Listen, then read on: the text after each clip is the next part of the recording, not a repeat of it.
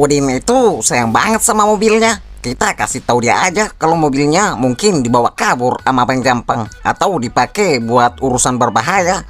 Kita minta ciri-ciri mobilnya, atau lebih bagus lagi kita ajak si Udin buat ikut cari.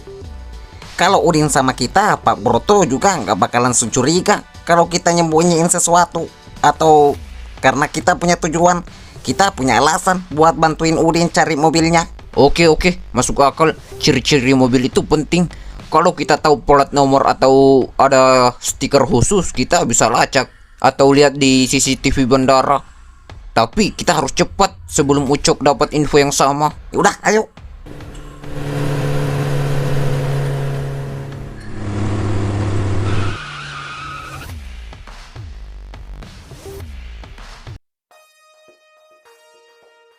Oi Jampang, keluar kamu. Dasar pengkhianat.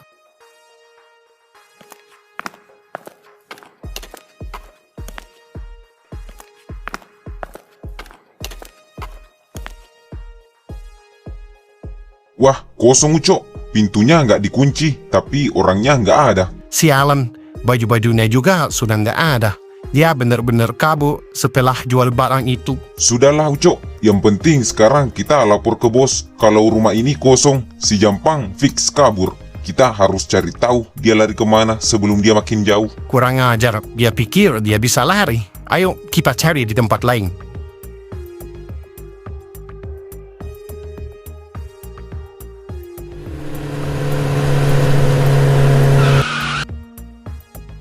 Loh, Acil, ngapain kalian kesini? Tumben malam-malam. Udin, dengerin saya. Mobil kamu masih dibawa Bang Jampang kan? Aduh, itu dia masalahnya. Ini yang buat saya pusing. Saya dari tadi subuh nggak bisa tidur. Semalam Bang Jampang datang ke sini. Katanya mau pinjam mobil bentar doang buat jemput keluarganya di bandara pagi-pagi buta. Ya katanya sih pagi ini udah dibalikin buat saya angkut logistik. Tapi sampai sekarang nihil. Saya telepon nomornya juga nggak aktif. Kampret. Denger Udin, Bang Jampang bohong sama kamu. Dia nggak jemput keluarganya. Dia lagi ada masalah besar di gudang sama Pak Broto. Sepertinya dia kabur bawa mobil kamu. Jangan, masalah apa?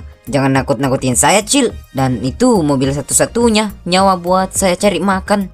Gini aja Udin, kita kesini mau bantu kamu. Bang Jampang kayaknya mau bawa kabur itu mobil keluar kota. Kalau kamu telat lapor atau mobil itu hilang, Pak Broto bakal nganggep kamu sekongkol sama Bang Jampang. Ya Allah, nggak mau, Cil. Saya cuman kasihan pas dia bilang anaknya sakit terus mau jemput mertua. Terus sekarang gimana nih kalau udah begini? Udah tenang aja, kasih tahu saya aja, mobil kamu ada ciri-ciri khususnya nggak selain plat nomor? Apa yang bisa bikin kita kenalin mobil kamu itu dari jauh? Mobil saya di bak belakangnya ada stiker doa ibu warna biru gede. Terus bumper depannya agak sedikit penyok sebelah kiri gara-gara nabrak tiang minggu lalu. Dan yang paling gampang dikenalin, knalpotnya bocor, Cil. Suaranya berem-berem kasar kalau digas kenceng. Nah, itu dia yang kita butuhkan. Kita bisa lacak lewat suara dan stiker itu. Mending kamu ikut kita aja sekarang. Kita cari bareng-bareng ke jalur arah bandara atau pelabuhan lama. Kalau kita ketemu mobilnya, kita selamati mobil kamu. Ya udah, ayo. Saya nggak mau kehilangan itu mobil. Tapi jangan kasih tahu Pak Broto dulu ya. Saya takut dikira terlibat. Makanya kita harus nemuin dia sebelum Ucok tahu kalau Bang Jampang kabur pakai mobil itu. Ya udah, ayo kita gerak sekarang. Waduh. Ada apa nih? Kumpul kebo. Komplotan Jampang mau kabur juga ya? Bukan Bang. Tenang dulu, kita nggak kabur, kita nggak sekongkol. Jangan coba-coba menilai kalau nggak mau masuk rumah sakit hari ini. Mana si Jampang? Siapa yang antara kalian yang lihat dia terakhir kali? Jawab. Justru itu Bang, kita ini juga lagi mau berangkat nyari Bang Jampang. Si Udin ini udah mau nangis dari tadi subuh karena mobil pickupnya dibawa kabur sama Bang Jampang. Katanya mau jemput keluarga, tapi sampai sekarang raib. Iya Bang Ucok, mobil saya Bang. Saya takut disalahin Pak Broto kalau mobil itu nggak balik. Bang Jampang nipu saya. Oh, jadi bener si Jampang yang bawa mobil si Udin. Tadi kamu bilang dia mau kemana, Din? Ada arah tujuan yang dia sebut nggak? Katanya dia mau ke bandara Katanya dia mau ke bandara Pak Zain. Tapi saya nggak percaya lagi sekarang. Bandara ya? Cerdik juga tuh si kampret. Oke, Kalau gitu, daripada kalian nyari sendiri nggak jelas, mending kalian bareng saya. Masuk ke mobil sekarang. Kita sisir jalur bandara bareng-bareng. Kalau ketemu, biar saya eksekusi gampang di depan mata kalian. Biar kalian lihat gimana kalau pengkhianat. Waduh, mampus kita kalau bareng dia. Waduh, Bang Ucok, bukannya kita nggak mau, tapi kalau kita numpuk di satu mobil, nanti kalau Bang Jampang lewat jalur tikus atau putar balik, kita susah buat kejar dia. Mending kita pencar aja, Bang. Nah bener tuh Cok, biar mereka jadi intel kita di jalan-jalan tikus, kita fokus di jalan besar aja, gimana? Masuk akal juga. Motor lebih lincah buat nyelip. Oke, tapi bener ya. Kalau sampai saya tahu kalian cuma pura-pura nyari dan malah ketemu Jampang buat balik hasil, saya nggak bakal segan-segan habisi kalian di tempat. Paham? Paham, Bang. Sumpah, kita juga mau mobil Udin balik. Yaudah, ayo berangkat sekarang.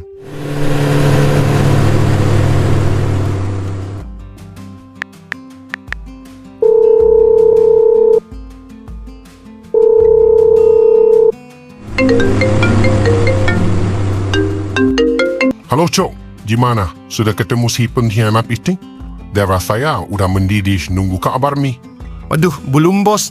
Tapi saya dapat info baru. Si Jampang ternyata kabur bawa mobil pick-up inventaris perusahaan yang biasa dipegang Udin. Katanya dia mau ke bandara, bos. Ini saya lagi di jalur utama, mau nyisir ke sana. Hah? Apa? Mobil Udin? Kenapa? Kamu nggak bilang dari tadi? Goblok. Kamu pikir saya bangun bisnis ini cuma pakai otot? Hah? Maksudnya, bos? Jadi, setiap unit mobil perusahaan, dari truk sampai pick up, semuanya sudah saya pasangin GPS rahasia di bawah dashboard. Nggak ada satupun sopir atau kuli yang tahu, termasuk si Jampang. Kamu pikir saya bakal lepasin aset saya gitu aja? Hah? Ada GPS-nya? Wah, saya beneran nggak tahu. Udah, diam kamu sekarang. Tunggu di situ. Saya bagikan lokasinya sekarang juga.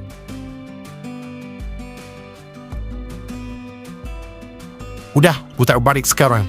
Kita lewat jalur ke arah bandara yang dekat flyover itu.